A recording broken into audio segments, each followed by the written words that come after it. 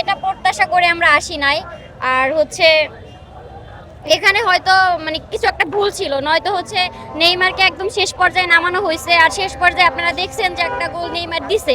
এটা যদি মধ্যম পর্যায়ে নামানো হতো তাহলে হয়তো আমাদের মানে কিছুটা আশার আলো পেতাম আমরা, যে হয়তো ভালো কিছু হইতো। তো মানে প্রথমে যে পেনাল্টিটা মিস করছে ব্রাজিল, নেইমার থাকলে কি মনে হয় যে এটা কি মিস হতো? এটা একদমই মিস হইতো না। আর নেইমার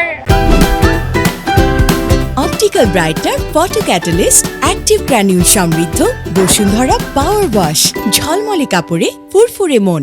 নামার পরই সে কিছুক্ষণ পরেই এক গোল দিছে, আপনারা দেখছেন। ওদের 2 গোল দেওয়ার পরে এক গোল দিছে।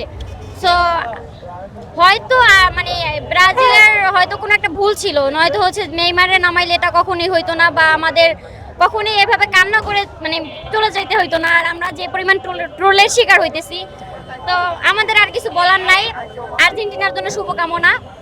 আর মানে আর্জেন্টিনার ফ্যানরাও তো হারলে আপনারা এই ট্রলই করতেন। আমরা একদমই করি না, যারা রিয়েল ফ্যান তারা কখনোই কাউকে নিয়ে ট্রোল করে না। আপনি তো কান্না করে দিচ্ছেন লিটারালি। মেসিও ভালো খেলে, আমি বলবো না যে মেসি খারাপ খেলে। আর তাদের জন্য আজীবন শুভকামনা ছিল, এখনো শুভকামনা আছে। মানে এখন কোন দল সাপোর্ট করবেন যেহেতু ব্রাজিল নাই এই বিশ্বকাপে? আমি আজীবন ব্রাজিল সাপোর্ট করে আসছি। হারলেও ব্রাজিল করি, জিতলেও ব্রাজিল করি। ব্রাজিল মানে এখনো করতেছি, আগামীতেও করব। মানে এই বিশ্বকাপে যেহেতু ব্রাজিল নাই, অন্য কোন দলের দিকে মানে অন্য থাকবে কোনো কিনা? দল করি না, অনেকে তো পর্তুগাল সাপোর্ট করে। Only Brazil. এইবারে কোন দল করবেন না? হাল্যান্ডের খেলাটা কেমন লাগছে?